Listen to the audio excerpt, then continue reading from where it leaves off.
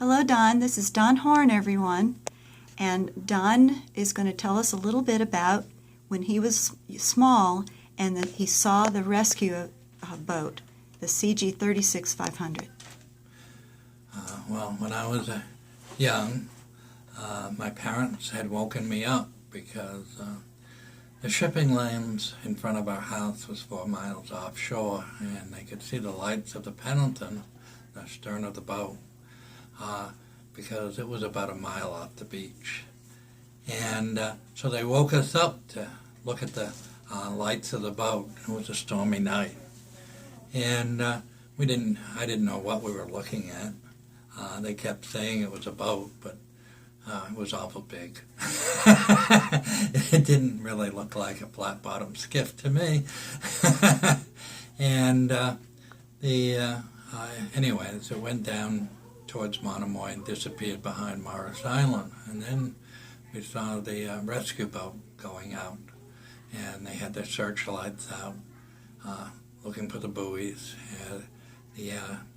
To exit Chatham Harbor in the days when I was young was right literally in front of my father's house.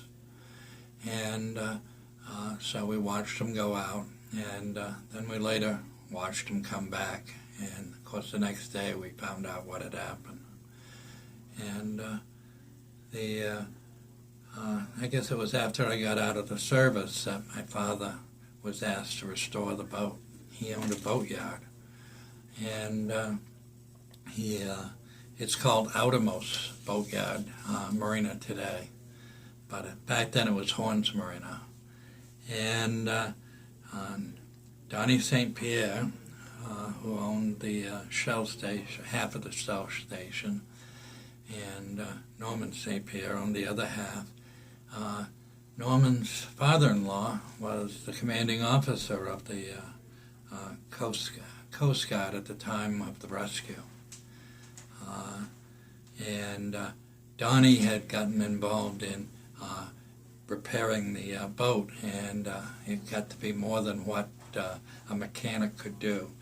So he brought it down to, brought some pieces down to start with, and my father made duplicate pieces, but eventually the boat ended up in the boatyard, and he worked on it all that winter, and the next summer they had it out on display, and they've had it in the water back then. I don't think they put it in the water anymore. Yeah, they do. They do? Mm-hmm. And quite often it's at the Coast Guard station for certain events. They put it down there. But it was quite a big thing when they had an opportunity to buy it from the government.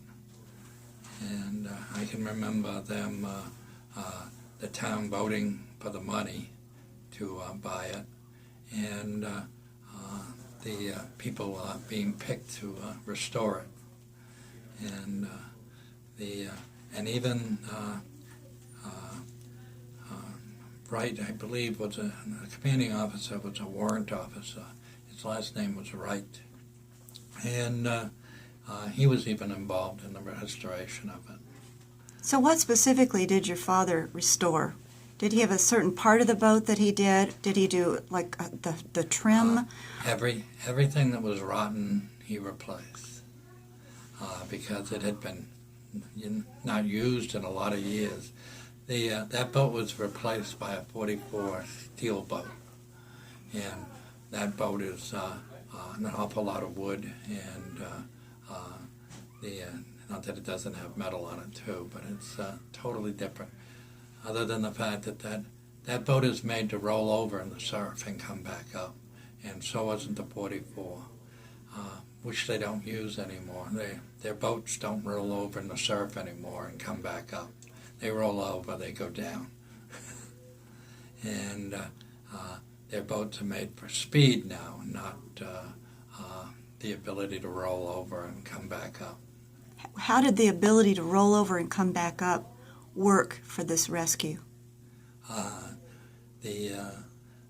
don't think they rolled it over at all. But I do know that when they were putting the people aboard the boat, they were very concerned with it rolling over. And they would move away from the boat, the ship, and when the waves rose to come, and then they would go back in and somebody would jump aboard. And then they would move away again so that the boat was not be crushed against the hull of the ship.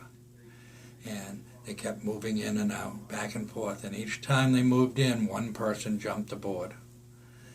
And well, Don, one question I have is, why was it neglected all those years? Why did the National Seashore kind of neglect it? Wasn't it theirs, as you said, the government's? it was And the government's. why did they throw it up to Wellfleet and it ended up right in a tree, correct? I have no idea why it ended up in the grass, but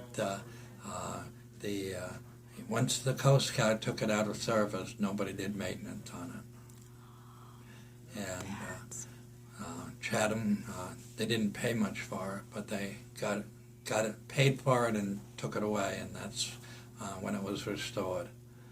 And otherwise, it would have just rotted. How do you feel about this new resurgence of interest in the Coast Guard ship? Well, my grandfather was the commanding officer of the 1st Coast Guard District, so I grew up hearing all the stories about the Coast Guard and so forth, and